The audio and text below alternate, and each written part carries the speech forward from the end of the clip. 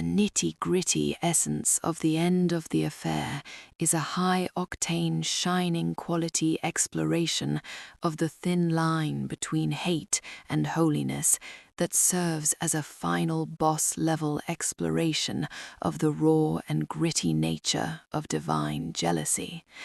Set against the hush-hush and rain-soaked backdrop of London during and after the Blitz, the story delivers a shook-level look at the invisible threads between a human affair and a spiritual contract.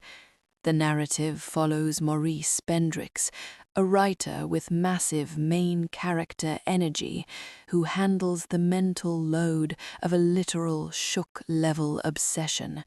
Years after his shining quality lover, Sarah Miles, abruptly ended their affair during a bombing, he hires a hush-hush private investigator to find out why. Greene provides a glow-up for the literary romance by focusing on the raw and gritty reality of a soul being pursued by God.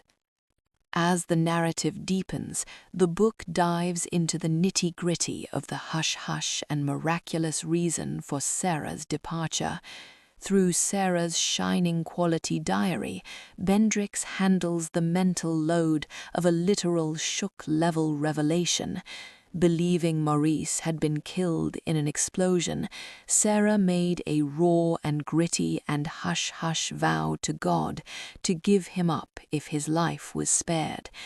The invisible threads of the plot tighten as Maurice's shining quality atheism is challenged by the raw and gritty and literal dumpster fire of his own resentment toward a rival he cannot see.